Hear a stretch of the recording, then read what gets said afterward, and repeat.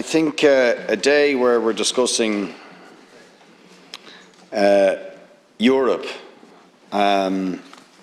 is an opportunity to talk about what real internationalism should mean. And I have little doubt that the majority of people who subscribe to the idea of the European Union are motivated to do so by a genuine belief in international solidarity and cooperation.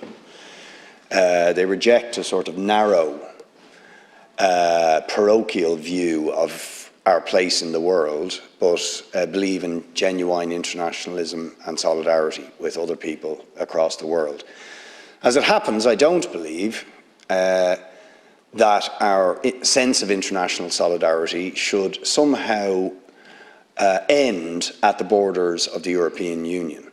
And that is my concern about the European Union, is that while it undoubtedly captures the desire of the majority of people in this country not to be parochial and to commit to a sense of international solidarity and cooperation, that in fact the values and principles of internationalism as espoused by the European Union effectively end at the borders of the European Union.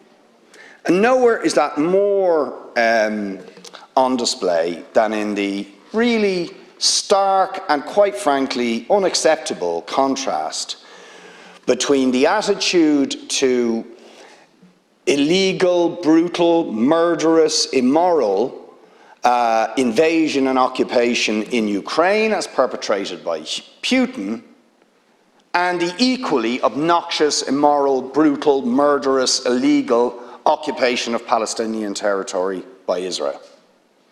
What's the difference?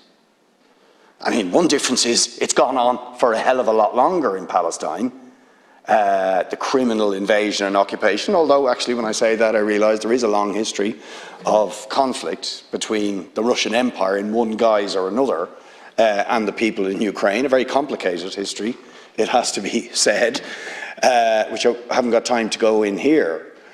But what's absolutely clear is how stark the contrast is at the moment. I mean, last night 40 Israeli jets bombed Gaza, a place where there are 2 million people imprisoned in a siege, which by any meaningful definition of international law is criminal and illegal, what Israel is doing to Gaza.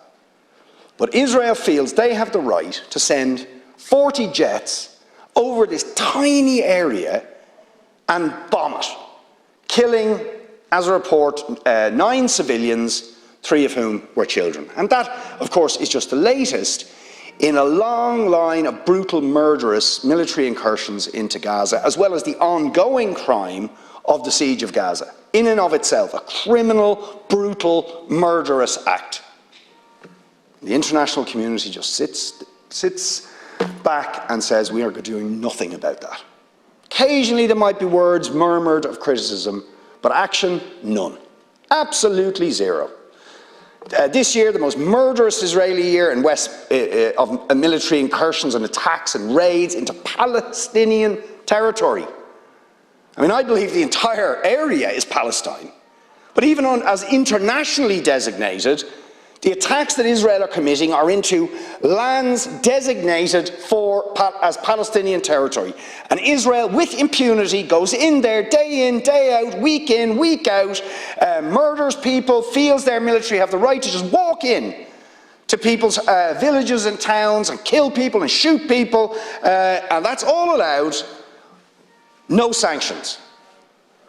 But yet we have representatives of the government and the European Union jumping up and down saying what they're willing to do nothing about in Palestine.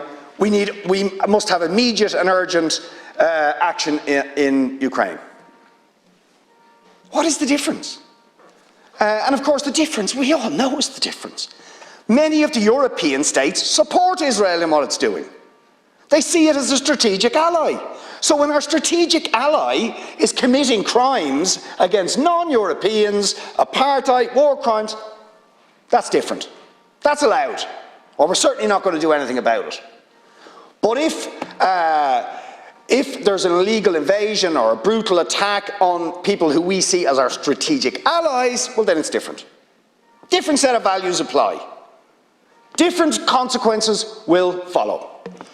And then there's the kind of wider question of militarisation. Brilliant report, I haven't got time to go into it, but really I strongly urge people to read it, by the Transnational Institute. Smokescreen, how states are using the war in Ukraine to drive a new arms race. And really its findings and just the facts and figures in it are pretty amazing.